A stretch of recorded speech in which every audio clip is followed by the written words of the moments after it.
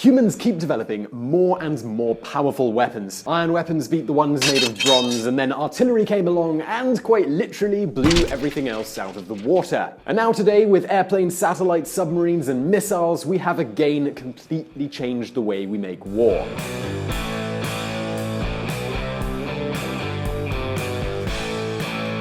In fact, military innovation has produced many important technological advances, but it all does have a limit. The destructive effect of weapons of mass destruction, or WMDs, has forced rules to limit their use, their production, and their storage. And, well, this is completely necessary if we don't want the planet to be, well, completely destroyed.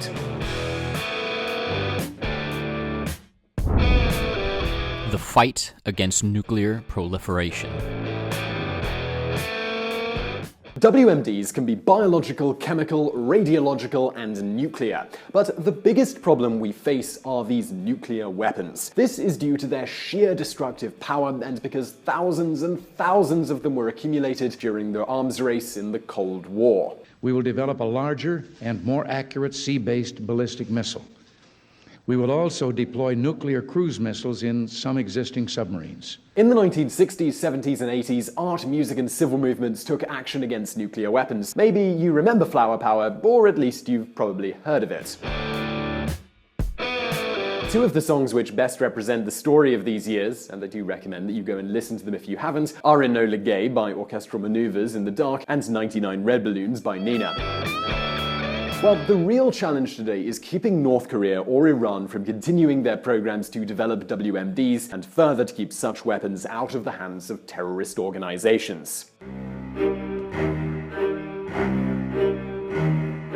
A nuclear crisis in Korea would be a tragedy, and it would certainly affect globalization, trade, and our very lifestyles. Now, the problem here is quite complex, and we should really analyze it from a global perspective. As we said, there are international rules which limit the acquisition of nuclear weapons. These rules are classified into two different categories. Horizontal non-proliferation, this is meant to prevent countries which don't have these weapons from obtaining them, and then there is vertical non-proliferation, and this is meant to stop states already in possession of nuclear weapons, especially the US and Russia, from increasing the number of nuclear weapons they have and even encouraging reducing these stockpiles. Horizontal non-proliferation, the NPT. Horizontal non-proliferation tries to prevent new countries from joining the nuclear club, and obviously it specifically aims to prevent countries like Iran, North Korea, as well as terrorist organizations from getting these weapons. Yes, you might remember now that we did another video on this where we talked about how the rules aren't really working so well in the case of North Korea. Well, this is what the NPT has achieved since 1968. In the early 60s, it was estimated that by the year 2000, around 20 countries would hold nuclear weapons. Many countries like Algeria, Argentina, Brazil, Spain, and Sweden had the ability to develop these weapons. However, thanks to the NPT and international leverage, very few states are in possession of these weapons today. The Nuclear Non-Proliferation Treaty established that the 5 permanent members of the Security Council, which at first were the United States, the Soviet Union, China, France, and the United Kingdom, were the only nuclear powers, and it forbade other states from acquiring nuclear weapons. In exchange, the members of the nuclear club, the 5 nuclear powers, would commit to help the rest of the countries develop nuclear energy for civil purposes. However, with time, and despite all of this, some countries have succeeded in becoming nuclear powers. Today, besides the 5 powers previously mentioned, 4 more countries have developed nuclear weapons. That's Israel, India, Pakistan, and North Korea. And then there's Iran, which also tried. You'll probably know that during the Ahmadinejad administration, Iran tried to develop one of these bombs, and this would have meant there would be a significant threat to both Israel as well as the Middle Eastern region. But fortunately, the international community took action to fight that possibility, and the sanctions leveled by the Security Council damaged Iran's oil and gas exports badly. And all of that international pressure had an impact, because in the next elections, Rouhani became the president of the country. He was a more moderate candidate. After very harsh negotiations in 2015, they reached an agreement in which Iran stopped its nuclear agenda, and in exchange, the rest of the countries would lift sanctions on exports, which was good news in a country like Iran, where a lack of exports was causing significant damage to its economy. Well, now we come to North Korea, and maybe we should let its leader speak for himself. 위대한 김정일 동지께 가장 숭고한 경의와 최대의 영광을 삼가 드립니다. We don't exactly know what weapons North Korea possesses, although some estimates say, as we mentioned in a previous video, that it's from 10 to 20 bombs. These are unsophisticated, but still powerful enough to trigger a significant crisis. For this reason, the United Nations Security Council has strengthened the penalty system for North Korea after the last underground detonation in September of 2016. The press has even dared to speculate that there might be preventative military action against North Korea by the Trump administration. However, American experts are warning this military action could trigger a military response with WMDs as well as conventional weaponry. A war in the Korean Peninsula would mean a human catastrophe, and it would negatively affect the world's economy, but it would most of all affect its neighbors, China, South Korea, and Japan. And the mere existence of this threat of war could lead to a terrifying arms race in the region, and it could even make Japan take exceptional measures. This is something we've talked about in a previous video that you can see here. That is why it's important for China to end its friendly relationship with North Korea. It's not going to end well for China or the world in general. Vertical non-proliferation. Well, as for vertical non-proliferation, during the Cold War, the US and the Soviet Union developed more and more powerful nuclear weapons in greater and greater numbers. Each country needed to have more and better weapons than the other, so they stored thousands and thousands of nuclear warheads. They also increased their means of delivery. Aircraft, missiles, submarines, all to an extent that had previously not even been imagined.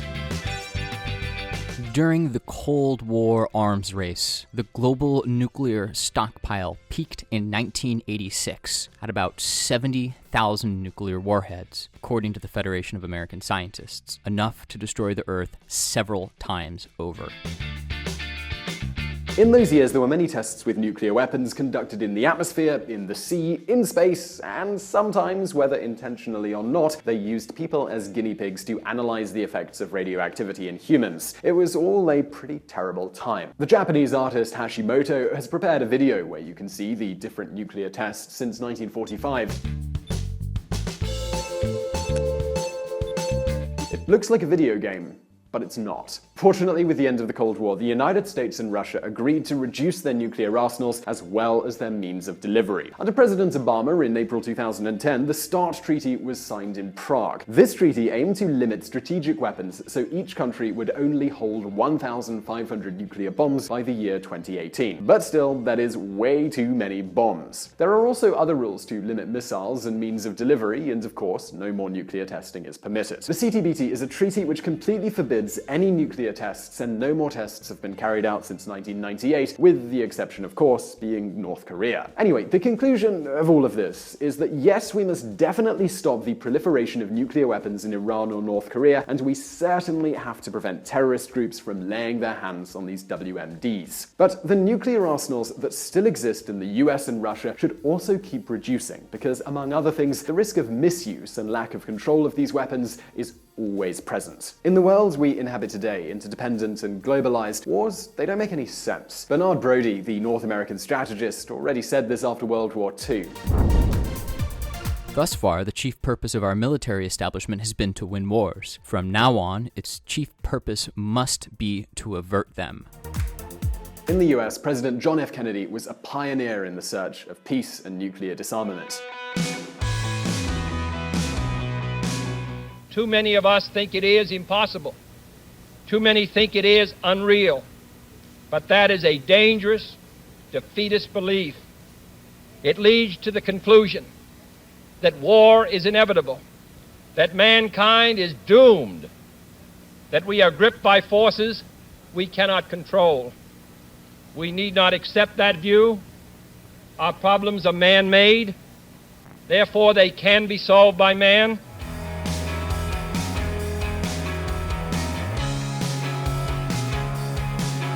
In a world dominated by nuclear weapons, Kennedy refused to conduct any nuclear tests in the atmosphere, and he was criticized for that in his own country. However, we could have avoided so much suffering and saved a huge amount of money if the world had just listened to Kennedy's ideas on nuclear weapons. So I really hope you enjoyed that video. If you did, please do hit that like button below, and don't forget to subscribe if you haven't already for brand new videos every Monday and every Thursday. Also, please do not forget to check out our friends at the Reconsider Media podcast, who provide the voice on this video that isn't my own. and as always, I look forward to seeing you in the next video.